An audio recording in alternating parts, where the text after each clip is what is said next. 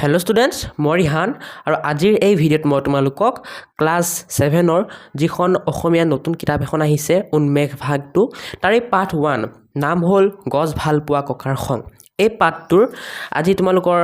ক্ৰিয়াকলাপৰ সকলো পৰীক্ষাৰ বাবে ইম্পৰ্টেণ্ট প্ৰশ্ন উত্তৰ মই দিম আৰু একেবাৰে সৰু সৰুকৈ আৰু সহজ সৰল ভাষাত দিম, সেয়েহে ভিডিঅ'টো শেষলৈকে চাই থাকিবা। মই তোমালোকক কৈও দিম ভিডিঅ'টোত তোমালোকৰ কোনবোৰ প্ৰশ্ন পৰীক্ষাত বাৰে বাৰে আহি থাকে, কোনবোৰ ইম্পৰ্টেণ্ট হয় আৰু কোনবোৰ ইম্পৰ্টেণ্ট নহয়, তোমালোকে শেষলৈকে চাই থাকিলে গম পাবা। তোমালোকে যদি মোৰ পৰা অনলাইন পঢ়িব বিচাৰা, MCQ লাগে বা মাজৰ কুৱেশ্যন লাগে, সকলো ছাবজেক্টৰ সকলো চেপ্টাৰৰ পৰা কেনেকৈ পাবা, ক'ৰ পৰা পাবা, মই এই ভিডিঅ'টোৰ শেষত কৈ দিম বা মাজতে কৈ দিম ক'ৰবাত, ঠিক আছে। এতিয়া আমি তোমালোকৰ পাঠভিত্তিক ক্ৰিয়াকলাপৰ প্ৰশ্ন উত্তৰখিনি প্ৰথমে কৰিম। তোমালোকে এই কবি পৰিচয়টো পঢ়িবা হা। কবি পৰিচয়ৰ পৰা তোমালোকৰ কি হয়, তোমালোকৰ 1 মাৰ্কৰ কুৱেশ্যন আহিব পাৰে, ঠিক আছে। সৰু সৰু কুৱেশ্যন আহিব পাৰে, পঢ়িবা, পাৰিলে পঢ়িবা। আৰু তোমালোকে আশা কৰোঁ চেপ্টাৰটো পঢ়িলা, কবিতাটো পঢ়িলা। কবিজনৰ নাম মনত ৰাখিবা, ডক্টৰ ভৱেন্দ্ৰ শইকীয়া, পৰীক্ষাত সুধি দিব পাৰে। এই ভিডিঅ'টো দুই ধৰণৰ ষ্টুডেণ্টে চাই আছা, এক হ'ল টপাৰ আৰু এক হ'ল এভাৰেজ। টপাৰ মানে যোনে 50ৰ ভিতৰত 50 পায়, 100ৰ ভিতৰত 100 পায় বা 50ৰ ভিতৰত 90, 80 এনেকৈ পায়, মানে বহুত ভাল নম্বৰ পায়, পঢ়াত ভাল। আৰু এভাৰেজ মানে পঢ়াত ঠিক ঠাক আৰু যেনে তেনে পাছ কৰে আৰু, ঠিক আছে।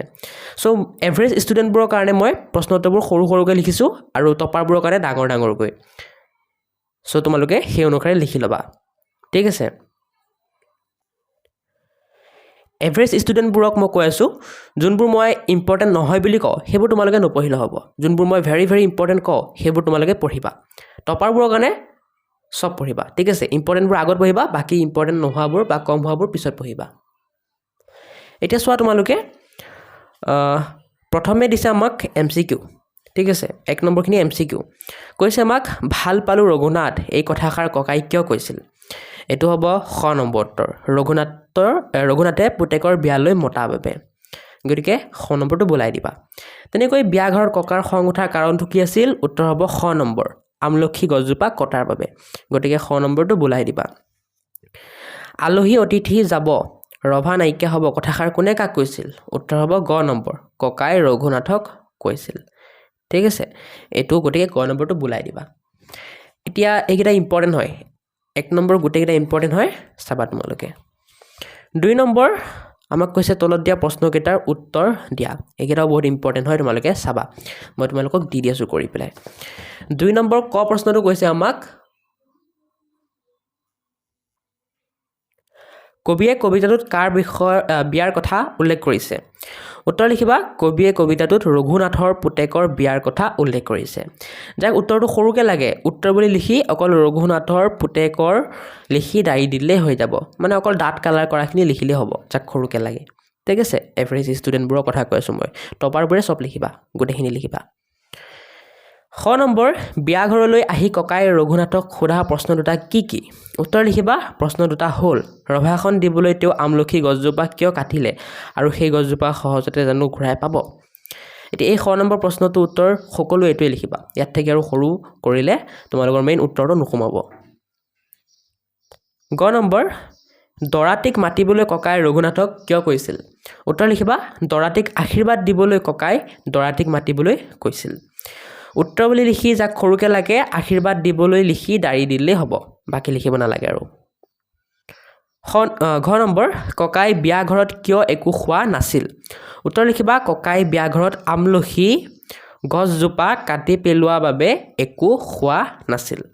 যাক সৰুকৈ লাগে উত্তৰ বুলি লিখি আমলখি গছজোপা কাটি পেলোৱা বাবে লিখি দাঁড়ি দিলেই হৈ যাব। এতিয়া আমি 3 নম্বৰখিনি চাম। 3 নম্বৰ আমাক কৈছে, চোৱা, ইয়াত আমাক কৈছে তলত দিয়া স্তৱকটোৰ ভাৱাৰ্থ পঢ়া। মানে ইয়াত এটা স্তৱক লিখি দিছে, তোমালোকৰ কবিতাটোৰ পৰা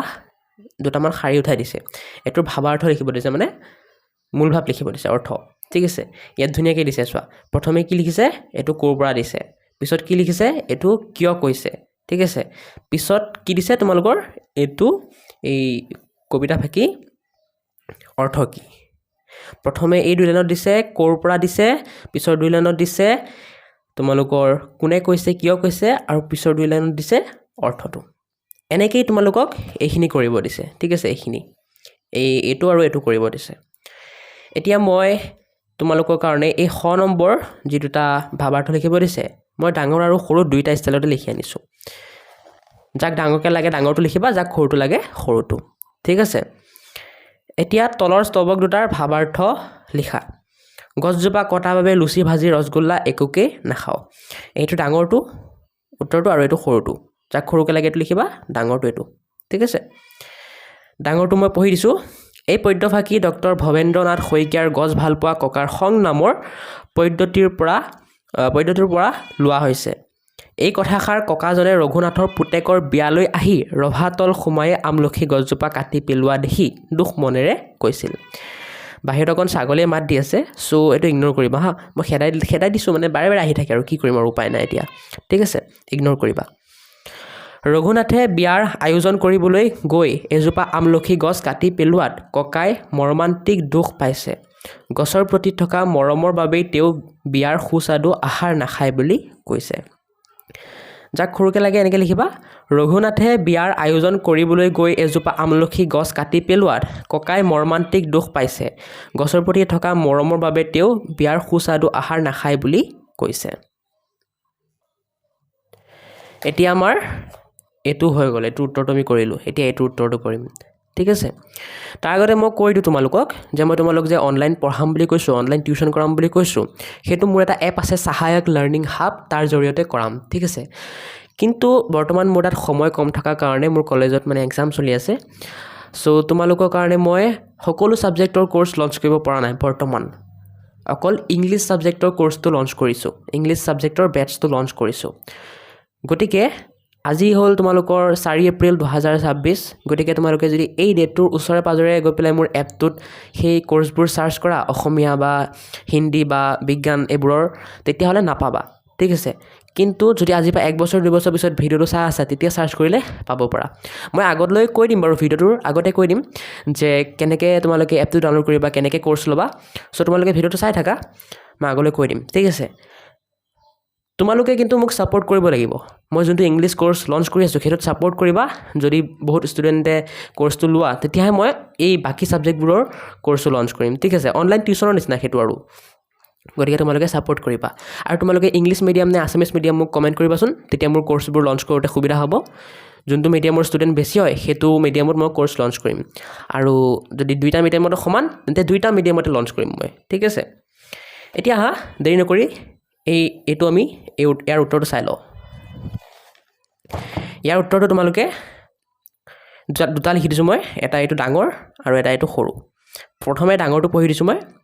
প্ৰশ্নটো দিছে পিছে কোৱাচোন ৰঘুনাথ আমলখি গছজোপা সহজতে পাবানে ঘূৰাই এইটো উত্তৰ লিখিবা এই পদ্যফাকি ডক্টৰ ভৱেন্দ্ৰনাথ শইকীয়াৰ গছ ভালপোৱা ককাৰ সং নামৰ পদ্ধতিৰ পৰা লোৱা হৈছে এই কথাষাৰ ককাজনে ৰঘুনাথৰ পুতেকৰ বিয়ালৈ আহি ৰভাতল সোমাই আমলখি গছজোপা কাটি পেলোৱা দেখি দুখ মনেৰে কৈছিল বিয়াৰ ৰভাখন সাময়িক কিন্তু এজোপা গছ ডাঙৰ হ'বলৈ বহু বছৰ লাগে কটা গছজোপা যে ইমান সহজতে ঘূৰাই পোৱা নাযাব ককাই তাকেই এই কথাষাৰৰ মাজেৰে বুজাইছে এতিয়া সৰু উত্তৰটো এইটো বিয়াৰ ৰভাখন সাময়িক কিন্তু এজোপা গছ ডাঙৰ হ'বলৈ বহু বছৰ লাগে কটা গছজোপা যে ইমান সহজতে ঘূৰাই পোৱা নাযাব ককাই তাকেই এই কথাষাৰৰ মাজেৰে বুজাইছে ঠিক আছে তোমালোকে চাই লিখি ল'বা এতিয়া আহা আমি 4 নম্বৰখিনি চাওঁ ভাবি কোৱা আৰু লিখা ঠিক আছে ইয়াৰ আগতে আমি যিবোৰ চালোঁ 1 2 3 এই গোটেইকেইটা পৰীক্ষাৰ বাবে ইম্পৰ্টেণ্ট হয় গোটেইকেইটা পৰীক্ষাত আহে এতিয়া 4 নম্বৰটো যদি আমি চাম 4 নম্বৰটো পৰীক্ষাত আহা চান্স আছে ইম্পৰ্টেণ্ট হয় 4 নম্বৰটো চাবা ঠিক আছে তোমালোকৰ এই 1 নম্বৰখিনিত 1 মাৰ্ককৈ আহিব পৰীক্ষাত পিছত 2 নম্বৰখিনিতো 1 মাৰ্ককৈ আহিব এই 3 নম্বৰখিনিত তোমালোকৰ 3 বা 4 মাৰ্ক আহিব পাৰে ঠিক আছে 3 নম্বৰখিনিত 3 বা 4 মাৰ্ক আহিব পাৰে 4 নম্বৰখিনিত 2 বা 3 মাৰ্ক আহিব গতিকে এইকেইটা অকণ ডাঙৰ ডাঙৰ হ'ব কিন্তু দেই তোমালোকে চাবা ভালকৈ 4 নম্বৰ ক প্ৰশ্নটো হৈছে ৰঘুনাথে আমলখি গছজোপা নকটাকৈ বিয়াৰ ৰভাখন কেনেদৰে সজাব পাৰিলহেঁতেন উত্তৰ লিখিবা ৰঘুনাথে গছজোপাক মাজত ৰাখিয়ে চাৰিওফালে কাপোৰ তৰি ৰভাখন সজাব পাৰিলহেঁতেন সকলোৱে এইটোৱে লিখিবা আৰু মই সৰুকৈ লেখা নাই নহ'লে মেইন উত্তৰটো নহ'লে হয় নেক্সট খ নম্বৰ গ নম্বৰ এই দুটাৰ কাৰণেও মই আৰু সৰুকৈ লেখা নাই কাৰণ এনো সৰু আছে আৰু সৰুকৈ লিখিলে তোমালোকে নাম্বাৰ নাপাবা বেছি ঠিক আছে খ নম্বৰটো কৈছে ৰঘুনাথৰ পুতেকৰ বিয়ালৈ যদি তুমি গলাহেঁতেন আমলখি গছজোপা কটা বাবে তুমি কি ক'লাহেঁতেন উত্তৰ লিখিবা মই ক'লোহেঁতেন যে গছজোপাই আমাক অক্সিজেন আৰু ফল দিয়ে গতিকে ইয়াক কটাটো উচিত হোৱা নাই গ নম্বৰ কবিতাটোত ককাৰ কথাৰ মাজেৰে কি বাৰ্তা দিবলৈ বিচৰা হৈছে উত্তৰ লিখিবা কবিতাটোত ককাৰ কথাৰ মাজেৰে গছ-গছনি সংৰক্ষণ কৰা আৰু বৃক্ষৰোপণৰ প্ৰয়োজনীয়তাৰ বাৰ্তা দিবলৈ বিচৰা হৈছে ঠিক আছে সকলোৱে ধুনীয়াকৈ লিখি ল'বা এতিয়া এভাৰেজ ষ্টুডেণ্টবোৰে 4 নম্বৰখিনি নাচালেও একো নাই দিয়া কিন্তু টপাৰবোৰে চাবা কিন্তু দেই বাকী মই যে সৰুকৈ দি আছোঁ আৰু ডাঙৰকৈ দি আছোঁ দুটা দি আছোঁ তোমালোকে পাৰিলে ডাঙৰটো কৰিবা ডাঙৰটো কৰিলে তোমালোকৰ 1 নম্বৰো নাকাটে কিন্তু সৰুটো যদি কৰা তোমালোকৰ মেম বা ছাৰ যদি অকণ ষ্ট্ৰিক্ট আছে তেতিয়া 1 বা হাফ এনেকৈ কাটিব পাৰে দেই মই আগতে ৱাৰ্ণিং দি দিছোঁ গতিকে পাৰিলে ডাঙৰটো কৰিবা সৰুকেইটা মই অকল এভাৰেজ ষ্টুডেণ্টৰ কাৰণে দিছোঁ এতিয়া 4 নম্বৰখিনি হৈ গ'ল 5 নম্বৰ আমাক কৈছে 5 নম্বৰ আমাক কি কৈছে চোৱা 5 নম্বৰ কৈছে আমাক এই খালী বাকচবোৰত নিজৰ মতে কথাবোৰ লিখিব লাগে মানে ককাই কোৱা কথাখিনি উত্তৰত আমাৰ ৰঘুনাথে কি উত্তৰ দিব সেইখিনি আমি ইয়াত লিখিব লাগে বনাই পেলাই এইটো পৰীক্ষাত একেবাৰেই নাহে ইম্পৰ্টেণ্ট নহয় জাষ্ট মই তোমালোকক দি আছোঁ যাতে হোমৱৰ্ক কৰিব দিলে স্কুলৰ পৰা পাৰা ঠিক আছে প্ৰথমে তোমালোকে এই ককাৰ কথাখিনি এই ককা বুলি লিখিছোঁ যে এইখিনি ককাৰ কথাখিনি ইয়াত দিয়া আছে চোৱা ইয়াৰ উত্তৰত ৰঘুনাথে কি ক'ব ইয়াৰ উত্তৰত ৰঘুনাথে এইখিনি কথা ক'ব ঠিক আছে এইখিনি কথা ক'ব তোমালোকে চাই ইয়াত লিখি দিবা ওকে ইয়াত লিখি দিবা চাই ৰঘুনাথে কোৱা কথাখিনি দেন আকৌ ককাই ক'ব যিখিনি তোমালোকৰ কিতাপত দিয়া আছে তাৰ উত্তৰত ৰঘুনাথে এইখিনি কথা ক'ব ঠিক আছে আৰু সেইখিনি ইয়াত লিখি দিবা নেক্সট আকৌ ককাই কিবা ক'ব তাৰ উত্তৰত ৰঘুনাথে কোনখিনি ক'ব জানা ককাই ক'লে তাৰ উত্তৰত ৰঘুনাথে এই লাইনটো ক'ব গতিকে সেই লাইনটো লাষ্ট বাকচটোত লিখি দিবা পিছত আকৌ ককাই ক'লে এইটো কিতাপত দিয়া আছে ন চ' এনেকৈ লিখি দিবা চাই বাকী ইম্পৰ্টেণ্ট নহয় পৰীক্ষাত নাহে কোনো চাব নালাগে টপাৰ আৰু এভাৰেজ ষ্টুডেণ্ট কোনো চাব নালাগে ষ্টুডেণ্টছ ভিডিঅ'টোৰ মাজতে মই কৈ আছোঁ কেনেকৈ তোমালোকে মোৰ পৰা অনলাইন পঢ়িব পাৰিবা তাৰ কাৰণে প্ৰথমে তোমালোকে এই ভিডিঅ'টোৰ ডেছক্ৰিপশ্যন খুলিব জানিব লাগিব ভিডিঅ'ৰ ডেছক্ৰিপশ্যন খুলিবৰ কাৰণে ভিডিঅ'টো সৰু কৰি ল'বা সৰু কৰি ইয়াত MORE মোৰ অপশ্যন এটা থাকিব তাত ক্লিক কৰিবা ক্লিক কৰিলে এনেকুৱা এটা পেজ খুলি যাব এই পেজটোত আকৌ মোৰ লেখা থাকিব এই মোৰটোত ক্লিক কৰিবা এনেকুৱা এটা পেজ খুলি যাব এইটোৱে হ'ল ভিডিঅ'ৰ ডেছক্ৰিপশ্যন ইয়াত তোমালোকে ইনষ্টাগ্ৰাম এটা পাবা ইনষ্টাগ্ৰামৰ লিংক এটা য'ত ক্লিক কৰিলে তোমালোকে মোৰ YourZYZ আছাম ইনষ্টাগ্ৰামটোত পাই যাবা মোক ফ'ল' কৰিবা আৰু তাত যদি কিবা ডাউট থাকে মোক সুধিব পাৰা তোমালোকৰ পঢ়াৰ ৰিলেটেড মই নিশ্চয় ৰিপ্লাই দিবলৈ চেষ্টা কৰিম একদম ফ্ৰী ইয়াত একো পইচা দিব নালাগে নেক্সট মোৰ এটা এপ আছে সহায়ক লাৰ্ণিং হাব বুলি সেই এপটো তোমালোকে প্লে ষ্ট'ৰত চাৰ্চ কৰি ডাউনলোড কৰিব পাৰা নহ'লে ইয়াত লিংক দিয়া আছে এপত ডাউনলোড কৰিব পাৰা সেই এপটোত মই তোমালোকক পঢ়াম তোমালোকৰ ইংৰাজী হওক বা যি ছাবজেক্ট আছে সেইবোৰ তোমালোকৰ মই এটা বেটছ লঞ্চ কৰিম আৰু তাত তোমালোকক সেই বেটছবোৰত মই পঢ়াম ঠিক আছে একদম মিনিমাল ফিজ বহুত কম টকাত পঢ়াম মই গতিকে তোমালোকে গৈ চেক আউট কৰিব পাৰা তাত মই তোমালোকক MCQ নোটছ বা মাজৰ কুৱেশ্যনৰ নোটছো দিম গতিকে চাব পাৰা ঠিক আছে এতিয়া তোমালোকে যদি নাজানা কেনেকৈ ডাউনলোড কৰিব লাগে এপটো কেনেকৈ ইউজ কৰিব লাগে তাৰ কাৰণে এটা টিউটৰিয়েল ভিডিঅ' দিছোঁ মই এই ভিডিঅ'ত ক্লিক কৰি তোমালোকে শিকিব পাৰা কেনেকৈ এপটো ইউজ কৰে ডাউনলোড কৰে এতিয়া তোমালোকৰ যদি পইচা নাই যদি ফ্ৰীতে পঢ়িব বিচাৰিছা তেতিয়া মই ইউটিউবতে বহুত ফ্ৰী ভিডিঅ' বনাই দিছোঁ তোমালোকৰ ক্লাছৰ কাৰণে যেনেকৈ অসমীয়া ইংৰাজী বিজ্ঞান সমাজ বিজ্ঞান গণিত আৰু সেইবোৰৰ লিংক ইয়াত দিয়া থাকিব ঠিক আছে যেনেকৈ ইংৰাজীৰ কাৰণে তোমালোকে যদি ইয়াত ক্লিক কৰা তোমালোকৰ ক্লাছৰ সকলো ইংৰাজী ভিডিঅ' পাই যাবা তেনেকৈ বাকীবোৰ দিয়া থাকিব গৈ পেলাই তোমালোকে চাব পাৰা আৰু মোৰ ছ'চিয়েল মিডিয়াৰ লিংকছ ইয়াত দিয়া আছে হোৱাটছআপ ইনষ্টাগ্ৰাম ফেচবুক ইয়াত ক্লিক কৰি পেলাই মোক ফ'ল' কৰি দিবা ঠিক আছে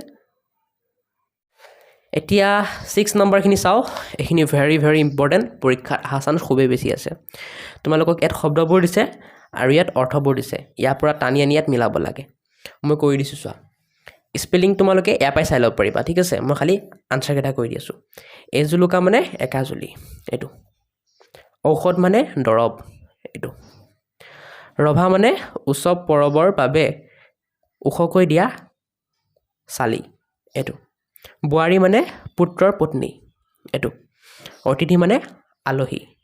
এইটো ঠিক আছে চাই লিখি ল'বা ইম্পৰ্টেণ্ট হয় কোনো বহুত ইম্পৰ্টেণ্ট সকলোৱে চাবা এইটো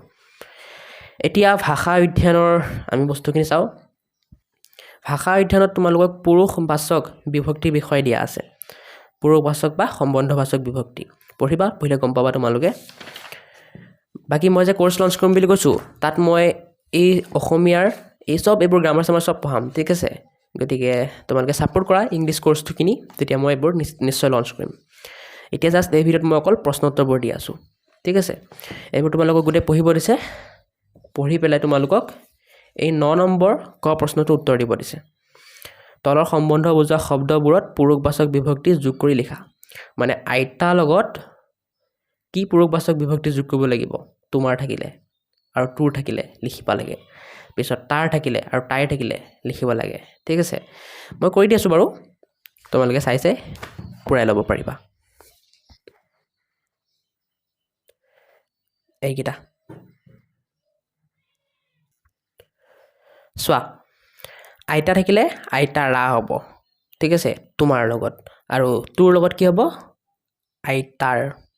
ওকে লগতে তোমালোকৰ তৃতীয় পুৰুষ তাৰ লগত কি হ'ব আইতাক আৰু তৃতীয় পুৰুষ তাইৰ লগত কি হ'ব আইতাক ওকে চাৰ্টখন মই আকৌ লিখি দিছো অথনি মানে কি হৈছে আখৰবোৰ ডাঙৰ হৈছে কাৰণে কেটামান আখৰ তলত লিখা গৈছে কেটামান ওপৰত গতিকে মই আকৌ সৰু কৰি পেলাই চাৰ্টখন আকৌ বনাই দিছো এতিয়া ধুনিয়াকৈ হৈ আছে চোৱা গতিকে তোমালোকে ইয়াৰ পৰা চাই ধুনিয়াকৈ ইয়াত মিলাই ল'ব পাৰিবা ঠিক আছে এতিয়া নেক্সট তোমালোকৰ 9 নম্বৰ খিনি হৈ গ'ল 9 নম্বৰ ক খিনি হৈ গ'ল 9 নম্বৰ খ খিনি তোমালোকক কি কৈছে চোৱা 9 নম্বৰ খ খিনি তোমালোকক কৈছে যে তলৰ বাক্যকেইটা দুটাকৈ সম্বন্ধবাচক শব্দ ৰূপ দিয়া আছে তাৰে অশুদ্ধটো কাটি দিয়া মানে এই সম্বন্ধবাচক শব্দটো হ'বনে এই সম্বন্ধবাচক শব্দটো হ'ব যোনটো শুদ্ধ হ'ব তাত শুদ্ধ মাৰিব দিছে ঠিক আছে গতিকে প্ৰথমটো কাৰণে দেউতাৰাটো শুদ্ধ হ'ব তোমালোকে শুদ্ধ মাৰি লোৱা দ্বিতীয়টো কাৰণে ভাইৰটো শুদ্ধ হ'ব তৃতীয়টো কাৰণে খুৰীয়েকটো চতুৰ্থটো কাৰণে মামাই আৰু পঞ্চমটো কাৰণে বৌৱেক গ নম্বৰটো কৈছে তোমালোকক বান্ধনীৰ ভিতৰত থকা এটা দেখা পালানে এটা দেখা পালা চাগে আই থিংক ন এটা গ নম্বৰটো চোৱা বান্ধনীৰ ভিতৰত থকা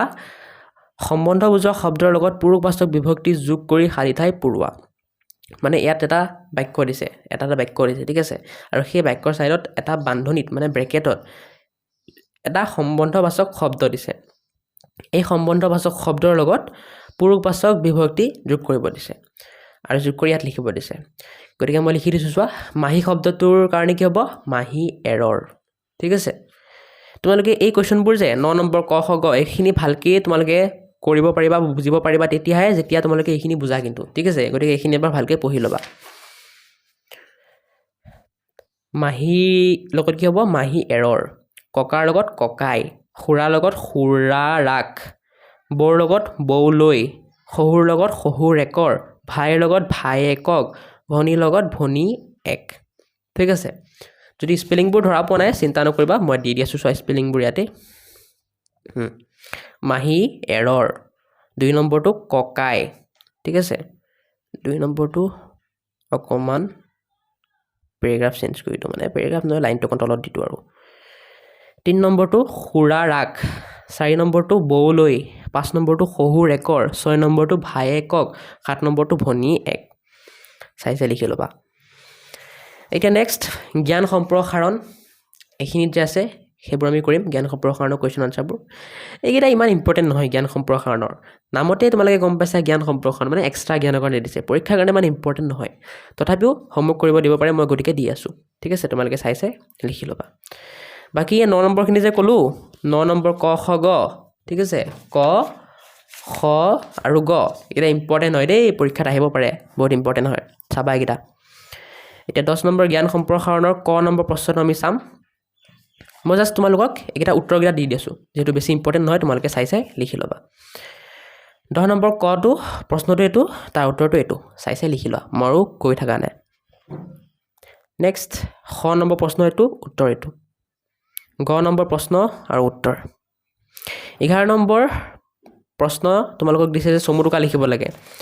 এইবোৰৰ বিষয়ে চমুটোকা লিখিব লাগে মই তোমালোকক চমুটোকা লিখি দিছো বিশ্ব বন দিৱসৰ বিষয়ে এটা লাইন লিখিছোঁ ধৰিত্ৰী দিৱসৰ বিষয়ে লিখিলোঁ বিশ্ব পৰিৱেশ দিৱসৰ বিষয়ে লিখিলোঁ তোমালোকে চাই লিখি ল'বা 12 নম্বৰ তোমালোকক শ্লোগান লিখিব দিছে এই বাকচবোৰত শ্লোগান লিখিব দিছে এটা লিখি দিছে আৰু দুটা লিখিব লাগে মই লিখি দিছোঁ চোৱা তোমালোকে চাই লিখি ল'বা ঠিক আছে নেক্সট তোমালোকক 13 নম্বৰ কি দিছে 13 নম্বৰ দিছে তোমালোকক কেনেকৈ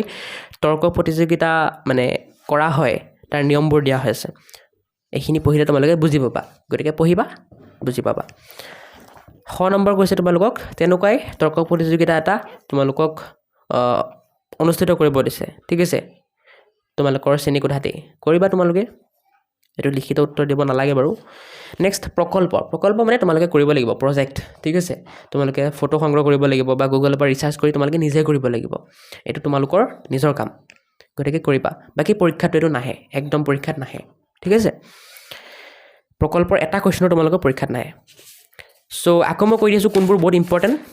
যাতে তোমালোকৰ দিগদাৰ নহয় তোমালোকৰ কাৰণে ইম্পৰ্টেন্ট এই 1 নম্বৰবোৰ বহুত এবোৰত 1 নম্বৰীয়া কোৱেশ্চন এবোৰ আহিবই 1 নম্বৰখিনি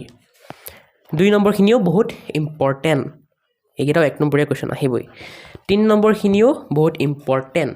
এইকেইটা আহিবই ঠিক আছে এভাৰেজ আৰু টপাৰ ষ্টুডেন্ট সবেই 1 2 3 চাবাই 4 নম্বৰখিনি ইমানটা ইম্পৰ্টেন্ট নহয় ঠিক আছে মানে 50-50 আহা চান্স 50-50 আছে গতিকে টপাৰবোৰেটো চাবাই এভাৰেজবোৰে পাৰিলে চাবা আৰু নোৱাৰিলে নালাগে 5 নম্বৰটো নাহে পৰীক্ষাৰ বাবে ইম্পৰ্টেন্ট নহয় একদম ইম্পৰ্টেন্ট নহয় 6 নম্বৰটো তোমালোকৰ শব্দ অৰ্থ এটো পৰীক্ষাত আহা চান্স বহুত আছে ইম্পৰ্টেন্ট হয় বহুত ইম্পৰ্টেন্ট এভাৰেজ আৰু টপাৰ সকলোৱে চাবা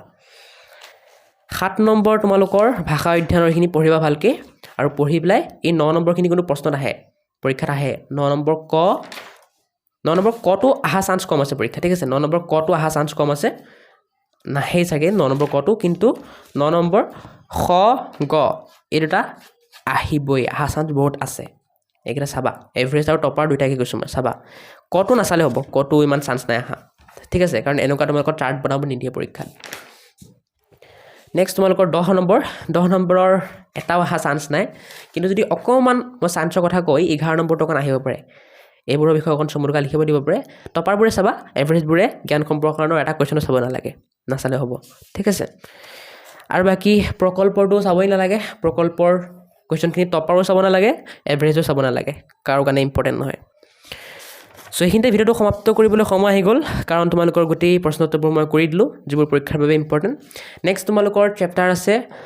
পাৰ্ট 2 কাঞ্চনবাৰীৰ হাতীটো ঠিক আছে কাঞ্চনবাৰীৰ হাতীটো এই চেপ্টাৰটোৰ মই সকলো প্ৰশ্নোত্তৰ তোমালোকক দিম নিশ্চয় দিম কিন্তু যদি যাক সোনকালে লাগে কমেন্ট কৰা যিমান বেছি কমেন্ট আহিব সিমান সোনকালে দিবলৈ চেষ্টা কৰিম আৰু লগতে আজি ভিডিওটো কেনেকুৱা লাগিল লাইক কমেন্ট সাবস্ক্ৰাইব কৰি দিবা ঠিক আছে কমেন্টত যদি ভিডিওটো ভাল লাগিল এটা হাৰ্ট দি দিবা আৰু তোমালোকে আসামিজ মিডিয়াম নে ইংলিশ মিডিয়ামৰ ষ্টুডেন্ট মোক কমেন্ট কৰিবা ঠিক আছে তোমালোকে লাইক কমেন্ট শ্বেয়াৰ সাবস্ক্ৰাইব এইবোৰ কৰিলে মোৰ ভাল লাগে আৰু তোমালোকৰ বাবে এনেকুৱা ভাল ভিডিও বনাবলৈ মন যায় আৰু তোমালোকক কি টপিকৰ ওপৰত ভিডিও লাগে হেটো কমেন্ট কৰিবা ঠিক আছে আজিৰ কাৰণে বাই